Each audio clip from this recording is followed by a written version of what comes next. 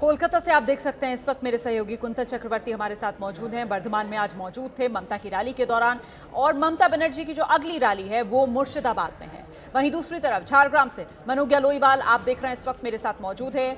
नड्डा की परिवर्तन यात्रा के तीसरे रथ को यहीं से रवाना होना है। पहले लिए चलते हैं आपको कुंतल के पास और जानते हैं कुंतल से किस तरीके से बीजेपी एक तरफ जहां रथ यात्रा के जरिए चुनाव प्रचार को जोर देती हुई नजर आ रही है, ममता बनर्जी कैसे उसकी काट कर रही थी आज की रैलियों में। कुंतल, देखिए आज ममता बनर्जी जो है अपनी जो रैली में उन्होंने लोगों को संबोधित किया, वहाँ उन्होंने टाइम मैनेजमेंट बहुत अच्छा किया। पहले 5-6 मिनट उन्होंने मंदिरों के बारे में कहा, कालना में जो मंदिर है या फिर बर्धमान में जो मंदिर है उसके बारे में सरकार क्या क्या कर रही है इसके बारे में लोगों को इत्तला की। उसके बाद सीधा उन्होंने अटैक पर चली गई और बीजेपी को अटैक किया।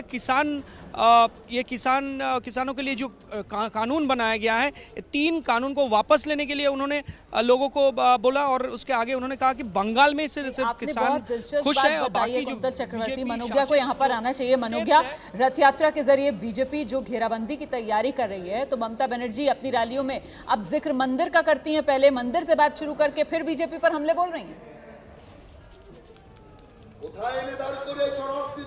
देखिए, वार और पलटवार राजनीति में कोई नई बात नहीं है, लेकिन कौन पहला वार करेगा यही है जो बताता है कि गेम चेंजर क्या होगा। मैं इस समय हूँ बंगाल के लालगढ़ में। हमेशा माओवादी इलाका रहा है ये, और इस इलाके में इतनी बड़ी भीड़, दिलचस्प बात है कि ये जरूर तृणमूल कांग्रेस ने 10 साल में जो काम किया है उसकी छवि भी दिखाता है, लेकिन वही उसके साथ साथ क्योंकि ये बीजेपी की रैली है तो ये भी बताता है कि क्या बीजेपी का वर्चस्व इस समय बंगाल में इन इलाकों में बढ़ रहा है, जहाँ पर अभी तक बीजेपी का सांसद जरूर है यहाँ से झारग्राम से, लेकिन उसके साथ साथ अभी मंच पर कुछ ही देर में आएंगे जेपी नड्डा।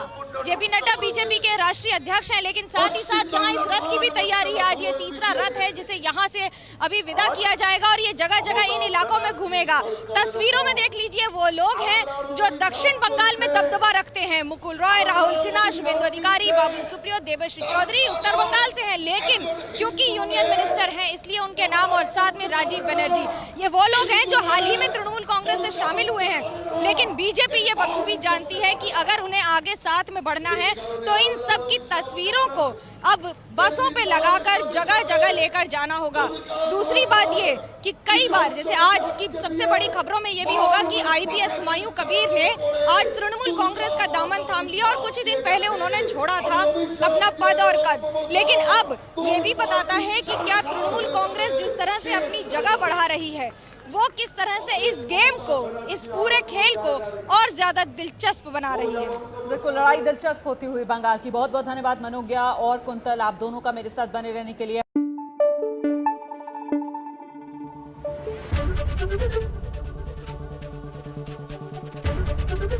एबीपी न्यूज आपको रखे आगे।